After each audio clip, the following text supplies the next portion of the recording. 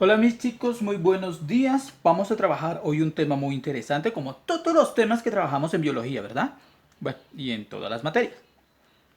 El tema que vamos a trabajar hoy son funciones vitales y de relación. Entonces, cuando nosotros estamos hablando de funciones vitales, ¿verdad? Para colocarlos en contextos, estamos hablando sobre aquellas actividades, ¿verdad? Que ocurren dentro del cuerpo de los seres vivos y que les permiten crecer, desarrollarse, adaptarse al medio que los rodea e interactuar con otras especies para garantizar así su supervivencia. ¿Listo? Ok. En todos los organismos, ¿verdad? Cumplen con tres funciones vitales básicas, que es la función de relación, función de nutrición y función de reproducción. Cuando estamos hablando de función de relación, es aquel que permite relacionarse, ¿verdad? Unirse, socializar con otros organismos y responder ante los estímulos del ambiente. Cuando hablamos de nutrición, como su nombre lo indica, es por medio de la cual el organismo sí, el ser vivo obtiene sus nutrientes y la energía que necesita para eh, su supervivencia. Y la función de reproducción, como dice acá, reproducción, reproducirse, crear nuevos individuos, ¿verdad? Mediante la cual se pueden dejar descendencia, ¿verdad? Asegurar su continuidad en el planeta. ¿Ok? Así estamos hablando sobre funciones vitales desde los seres vivos. Las funciones vitales son de relación con su medio ambiente y todo aquello que lo rodea, de nutrición, que es de alimentación, y de reproducción, dejar descendientes. ¿Ok? Ahora bien, la función de relación permite a los seres vivos percibir los cambios del entorno, reaccionar ante ellos y adaptarse al medio. Gracias a esa función, los organismos buscan su alimento, calman la sed, evitan el frío y se defienden de sus enemigos, de aquellos otros organismos o otros animales que se los quieren comer o cazar. Un ejemplo de esta función es la capacidad que tienen los animales para percibir los cambios de temperatura en su entorno y responder a ellos de forma adecuada. Por ejemplo, si los osos de las zonas templadas, ¿verdad?, no hibernan, perderían toda su energía con las bajas temperaturas y no podrían sobrevivir hasta la primavera. ¿Ok? Entonces, los estímulos y las respuestas. Hablemos de estímulos. Observemos aquí. Los estímulos. Cuando hablamos de estímulos, hablamos de los cambios del entorno que provocan una respuesta en los seres vivos. Las respuestas son las acciones que los seres vivos realizan cuando perciben el estímulo, ¿verdad? Eh, Vamos a colocar un ejemplo sencillo. Si tocamos la cabeza de un caracol, este inmediatamente se refugia en su concha, ¿verdad? El estímulo que lo provocó fue el dedo sobre su cabeza y la respuesta ante este estímulo fue refugiarse en su concha para evitar ser lastimado, ¿verdad? Hay otro ejemplo también con las serpientes. En el ojo, el movimiento de la pupila permite a la serpiente y a otros animales percibir la intensidad de luz del lugar en el que se encuentra. Estos son los estímulos, ¿verdad? Cuando nosotros hablamos de estímulos, existen diferentes tipos de estímulos, dependiendo del medio que provenga, pueden ser internos o pueden ser externos. Los estímulos pueden ser internos, o sea, de adentro, externos, de afuera. Cuando hablamos de internos, son aquellos que se producen por cambios que ocurren en el interior del cuerpo. Por ejemplo, las sensaciones de sueño que produce como respuesta al agotamiento del cuerpo o de los organismos. El hambre también es un ejemplo de estímulo interno. El externo, el externo son aquellos que provienen del exterior del organismo, tales como el sonido o movimiento. Según la naturaleza del estímulo, este puede ser físico, químico y biológico. El estímulo externo puede ser físico, químico y biológico. Ahora, vamos a mirar bien. Voy a ampliar un poquito más aquí. Listo. Entonces, cuando hablamos del estímulo físico, ¿verdad? El estímulo físico son aquellos que tienen que ver con la variación de la luz, el sonido, la temperatura, la presión atmosférica, la gravedad en el entorno. Podemos colocar un ejemplo. Las lluvias, ¿verdad? O la lluvia y las bajas temperaturas hacen que los animales busquen refugio. Por eso aquí coloqué de pronto una rana con una hoja de sombrilla, ¿verdad? Cada vez que llueve, ¿verdad? Uno sale corriendo a...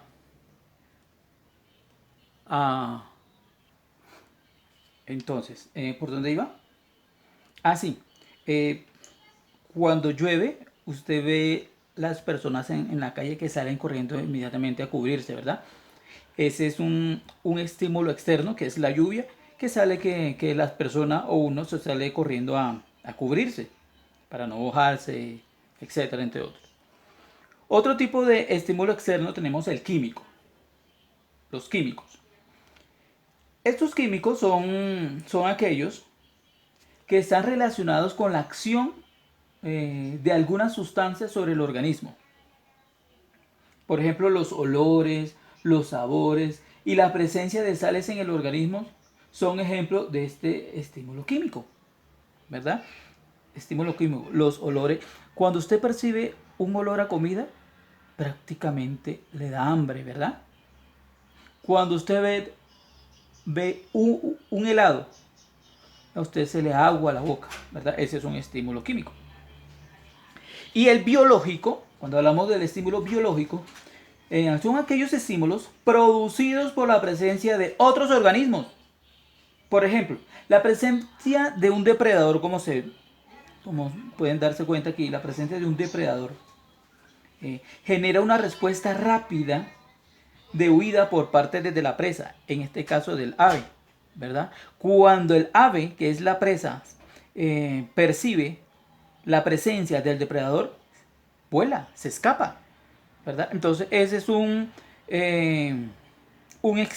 estímulo externo, ¿verdad? Ok, ahora, cuando hablamos de respuestas, aquí en las respuestas, cuando hablamos sobre la respuesta, aquí estamos hablando del estímulo.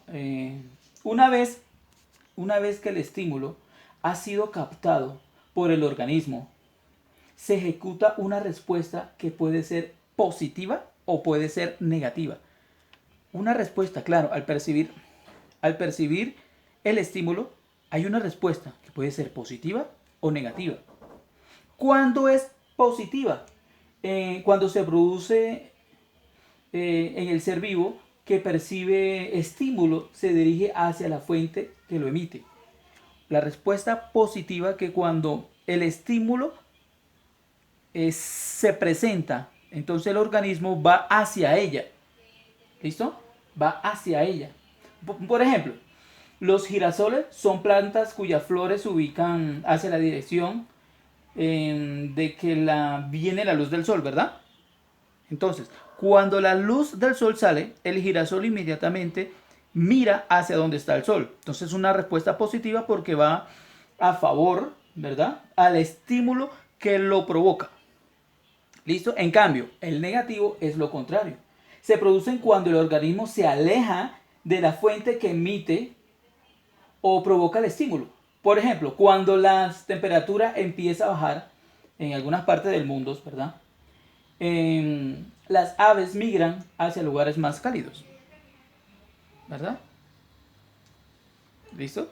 Entonces, ese es un ejemplo muy claro. El positivo, respuesta positiva y respuesta negativa. La positiva cuando va a favor del estímulo, ¿verdad? Y la negativa cuando va en contra. Un ejemplo muy claro, los girasoles, cuando sale el sol, ellos miran inmediatamente o se dirigen hacia donde está la luz solar. El negativo, como ya lo dije también, las aves, que cuando sienten que la temperatura empieza a bajar mucho, ellas empiezan a emigrar. Se desplazan a otros lugares donde la temperatura sea propicia para ellos. ¿Ok? Ahora, podemos hablar también, acá observamos, sobre función de relación en las plantas. Función de relación en las plantas. Listo. Entonces, si uno se detiene, digamos, a observar las plantas de un jardín, podríamos apreciar, ¿verdad? Que a simple vista aparecen estar quietas, ¿verdad? Porque yo no he visto ninguna planta que, que camine, a no ser que sea la planta de los pies, pero no, estamos hablando del reino animal, perdón, vegetal, del reino vegetal, ¿verdad? Solos se mueven, o si uno observa, solo se mueven por el viento, ¿verdad? Sin embargo, aunque no parezca, las plantas también captan estímulos, como variaciones en la luz, la temperatura, el agua y los nutrientes, y generan una respuesta a dichos estímulos. O sea que las plantas sí se mueven. Claro que sí se mueven y tienen forma de moverse. Una de ellas se llama el tropismo. ¿Habían escuchado tropismo? Cuando nosotros estamos hablando de tropismo, es el movimiento de las plantas que realiza como respuesta a un determinado estímulo externo o un estímulo de afuera. Por lo general, los tropismos hacen que algunas partes de las plantas crezcan, por ejemplo, los tallos, las hojas y las raíces. ¿Ok? Eh, Cuando este crecimiento se realiza hacia el estímulo, se denomina tropismo positivo, ¿verdad? Como habíamos hablado sobre las respuestas. Tropismo positivo. Y cuando se realiza en sentido contrario se denomina tropismo negativo. Entonces hay dos tipos de tropismo. El positivo, cuando va a favor del estímulo, ¿verdad? Y negativo cuando va en contra del estímulo. Los tropismos más comunes, o que vamos a trabajar hoy, son el fototropismo. Vamos a moverlo un poquito más hacia arriba. Tenemos los fototropismos, ¿verdad? Los hidrotropismos y los geotropismos. Entonces, cuando estamos hablando de tropismo, hablamos del movimiento de las plantas. Pero hay que tener en cuenta el estímulo que lo provoca. Si es la luz, se llama fototropismo, a favor de la luz. Sería un tropismo positivo, a favor de la luz, ¿verdad? Si es hidrotropismo, hidro, agua, foto, luz. Hidrotropismo, a favor del agua, ¿verdad? En búsqueda de ella, como en los manglares. Las plantas siempre van en busca del agua. Y geotropismo habla sobre la fuerza de gravedad. ¿Listo? Entonces, los tropismos pueden ser negativos o positivos. Negativos cuando va a favor del estímulo y negativo cuando va en contra de él. Pero los tropismos pueden ser fototropismo, que el estímulo es la luz, hidrotropismo, que el estímulo es el agua, y el geotropismo, que el estímulo es la fuerza de gravedad. ¿Listo? Ok. ¿Listo? Entonces, ahora también nosotros tenemos, o vamos a estudiar, otro tipo de movimiento de las plantas que se llama anastías. La anastía es muy parecida al tropismo, pero la anastía es un movimiento, ¿verdad?, de alguna parte de la planta, que se produce como respuesta a ciertos estímulos externos también, como la luz, la humedad, la presión y el contacto físico. ¿Listo? Entonces, este se produce, abarca el movimiento, abarca más la planta, las partes de la planta. En cambio, este simplemente es una parte de la planta. ¿Listo? La anastía también implica casi siempre cambios pasajeros. Este es a corto plazo y este es más a largo plazo. Corto plazo, largo plazo. mientras que los tropismos implican cambios más duraderos. ¿Listo? Entonces, ¿qué diferencia hay entre tropismo y nastías? El tropismo se lleva a cabo el movimiento en la gran parte de la planta y su movimiento es a largo plazo. La nastías es en una parte de la planta y su movimiento es corto. ¿Listo? Ahora, algunas clases de nastías, según el estímulo que lo genera, pueden ser sismonastías.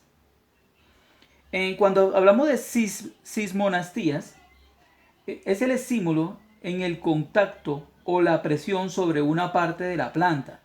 Suelen ser movimientos bruscos, como en el caso de las plantas carnívoras, como pueden observarlo acá, las plantas carnívoras, que se cierran rápidamente al percibir el contacto de un insecto sobre la superficie de sus hojas. Simonastías, ¿verdad? Por el contacto físico. ¿Listo? Al sentir los pasos o palpar un insecto, la hoja se cierra y atrapa al insecto. ¿Listo? El fotonastías, foto proviene de luz, ¿verdad? Foto, luz. Fotonastías, al igual que en el fototropismo, el estímulo es la luz. Se presenta en las flores de algunas plantas, como la Don Diego. Esta es una Don Diego de día, que durante el amanecer abre sus pétalos y en las horas de la tarde los cierra nuevamente. ¿Listo? Hay unas hojas también, no sé si ustedes las han visto en el campo, que cuando uno las toca se cierran. Se llama sismonastías. Y en este fotonastías actúa es la luz, ¿verdad?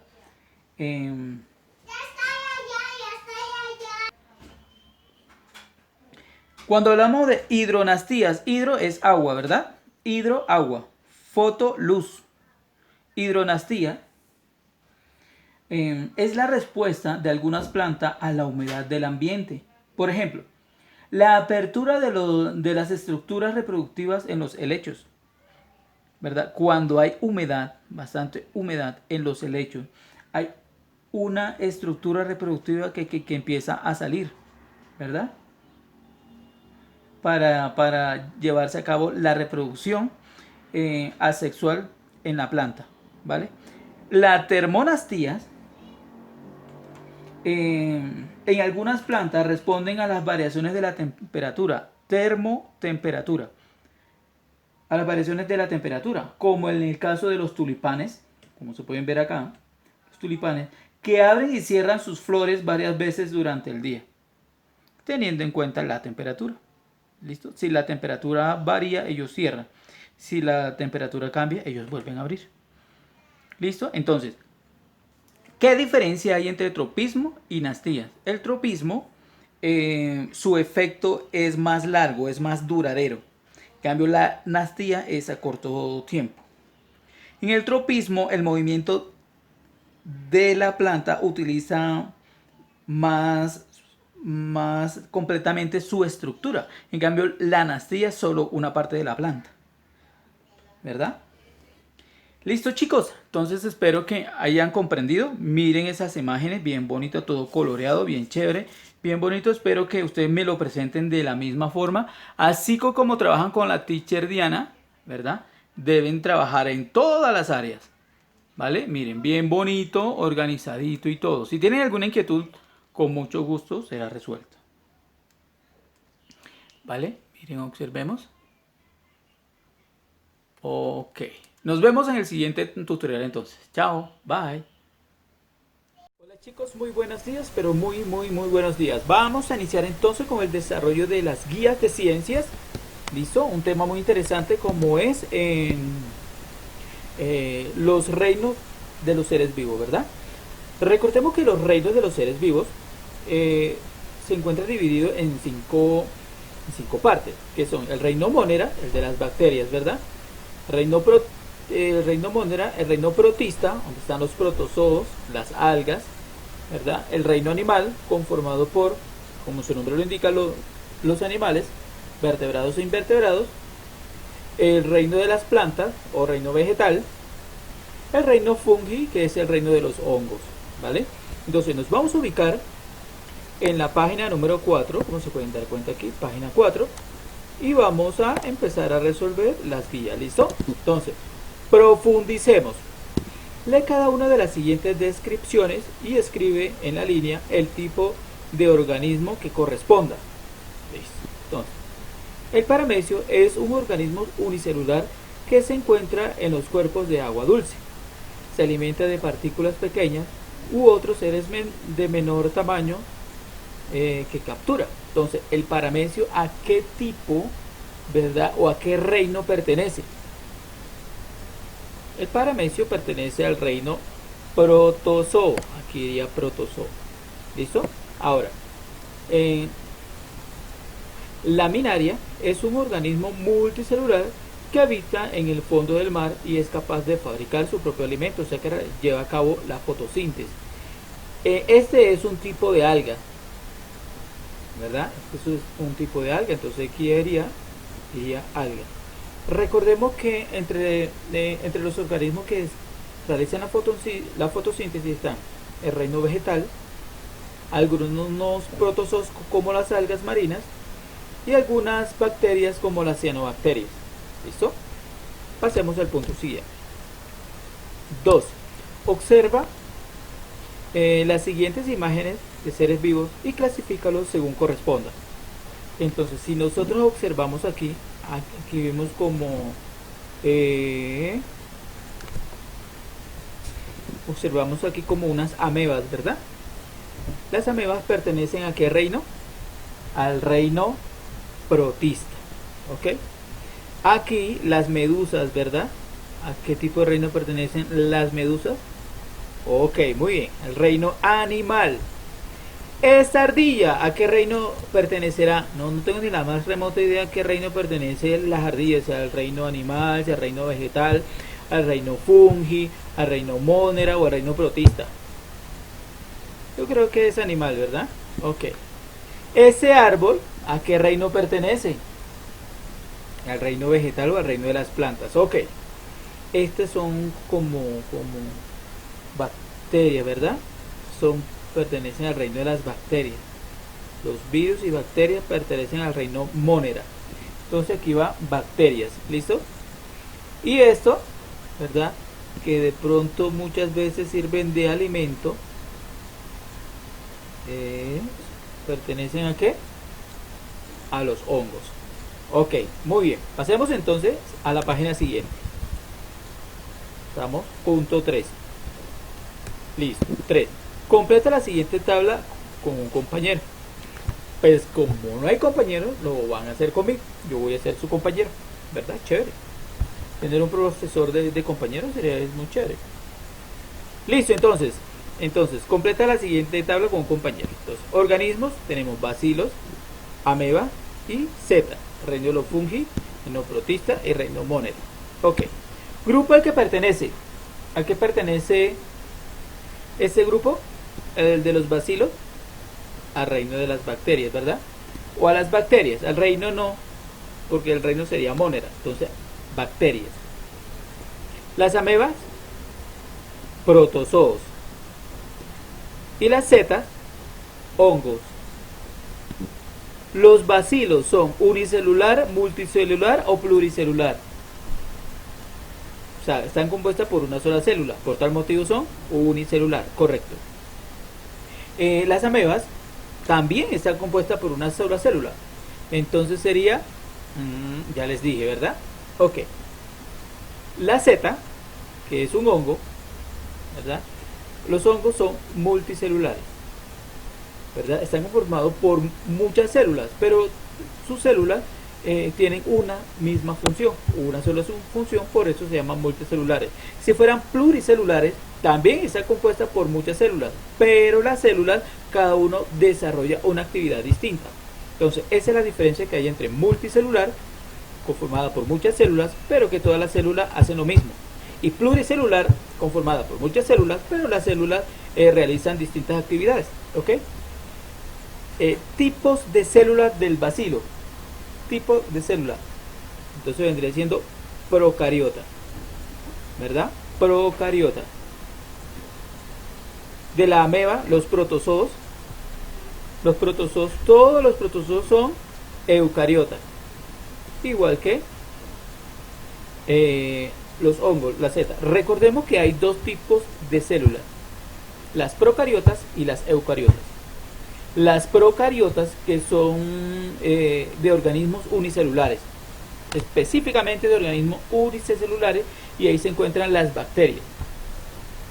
A pesar de que la ameba, los protozoos, son unicelulares, pero en este caso los protozoos son eucariotas. ¿Listo? Ahora, tipo de nutrición. Ellos son heterótrofos, los bacilos, porque no fabrican su propio alimento. Igual que las amebas son heterótrofos, no fabrican su propio alimento. Y las setas son autótrofas o heterótrofas. Son heterótrofas, no fabrican su propio alimento, ¿vale? Ok, entonces pasemos al punto siguiente. Muy bien. Punto 4. Lee, luego elige la opción correcta. Los hongos y las bacterias son importantes en el ciclo de la materia de los ecosistemas, ya que contribuyeron con el reciclaje de los nutrientes. Esto ocurre porque, entonces, si los hongos y las bacterias son importantes en el ciclo de la materia de los ecosistemas, porque contribuyen con el reciclaje de los nutrientes, esto ocurre. ¿Por qué ocurre esto? Porque ellos cogen esa materia, ¿verdad?, y la transforman. Ellas cogen esa materia y la transforman. Entonces, transforman sustancias. B, respuesta correcta. Transforman sustancias. ¿Ok? ¿Son autótrofos? No tienen nada que ver. Las plantas son autótrofos, pero eso no tienen nada que ver. ¿Que son unicelulares? Sí, son unicelulares, pero tampoco nada tiene que ver. ¿Transforma sustancias simples en sustancias complejas? No. Entonces transforma sustancias complejas en sustancias simples. ¿Listo? Ellos cogen la materia en descomposición, ¿verdad? La materia la descompone y la transforma en sustancias simples. ¿Ok? Sigamos. Observa las siguientes imágenes y escribe el nombre del grupo al que pertenece cada invertebrado. ¿Qué son invertebrados? Los animales invertebrados son aquellos que carecen de columna vertebral, o sea, no tienen vértebra. ¿Listo? No tienen vértebra. Hay animales que tienen su sistema óseo por fuera, ¿verdad? Como el cangrejo. Tienen su sistema óseo por fuera, pero ellos carecen de vértebra. Entonces por eso se le llaman invertebrados. Ok. Entonces, la anémona, ¿verdad? ¿A qué grupo pertenece la anémona? A los nidarios. Nidarios se escribe C-N-I-D-A-R-I-O-S. Nidarios. ¿Listo? A los nidarios. Las planarias, que son como si fueran unos gusanitos, ¿verdad? Que su reproducción es, la hacen como meiosis, ¿verdad? Perdón, mitosis, la división celular. ¿Listo? Las planarias son platelmintos, pertenecen a los platelmintos. Los cangrejos son artrópodos. ¿Por qué? Por la cantidad de patas que tienen. Artrópodos. Tienen 6 patas, son unos artrópodos. ¿Listo? El erizo. El erizo son unos equinodermos. Equinodermos son los erizos. El chinche, ¿cuántas patas tiene el chinche? Contémosla. 1, 2, 3, 4, 5 y 6. Como tienen 6, pertenecen al mismo de los cangrejos, ¿verdad? Y la tarántula también es otro artrópodo, ¿vale? La tarántula es un artrópodo, aunque también se puede decir que pertenecen a los arácnidos, ¿verdad? Las arañas, arácnidos, artrópodos, platelmintos, nidarios y equinodermos. Ok, hacemos el punto siguiente. Listo, hemos desarrollado la página 5. Pasemos a la página 6, punto 6 también. Entonces, 6. Lee cada afirmación y escribe F si la afirmación es falsa o V si es verdadera. ¿Ok? Empecemos entonces. Los hongos son organismos heterótrofos que pertenecen al dominio Archaea. Bueno, los hongos sí son heterótrofos, eso es cierto, porque ellos no producen su propio alimento, ellos se alimentan de lo que otros seres producen. En la descomposición a veces de otro organismo, de la humedad, entre otros. Pero ellos no son Archaea, ellos pertenecen al reino Fungi. Entonces, falso. Siguiente, los reptiles se caracterizan porque su cuerpo está cubierto de escamas. Claro que sí, los reptiles se caracterizan porque están cubiertos de escamas. Por ejemplo, las serpientes poseen escamas. El cocodrilo posee escamas. El dragón de Komodo posee escamas. ¿Listo? Verdadero. Las bacterias son organismos unicelulares que presentan células procariotas.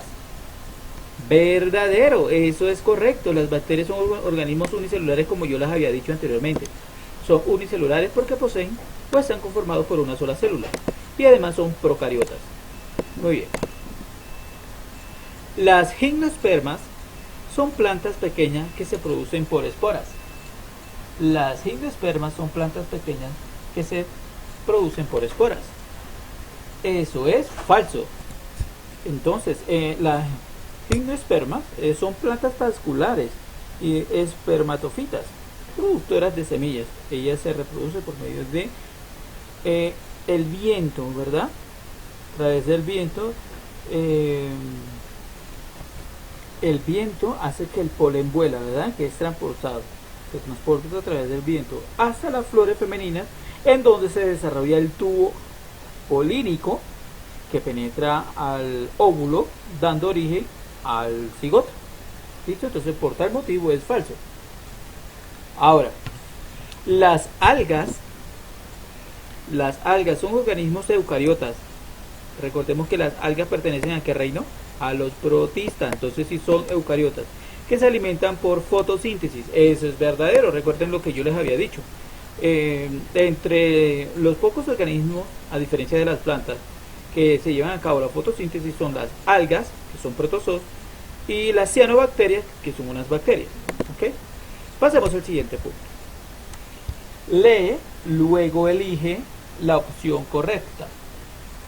¿Cuál de las opciones corresponde a la clasificación del organismo de la imagen? ¿Qué es esto?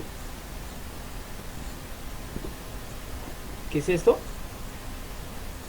Ese es un porífero, ¿verdad? Conocido también como esponja marina. Entonces, por tal motivo, pertenece al dominio Eucaria, es reino vegetal, ¿verdad? Y es un porífero, como ya les había dicho, es un porífero. Protozoo no es. ¿Listo? Entonces, ve la respuesta correcta. Dominio Eucaria, reino vegetal, porífero. Pasemos al siguiente punto. Entonces, 8. Busca en la sopa de letras los 5 reinos de los seres vivos.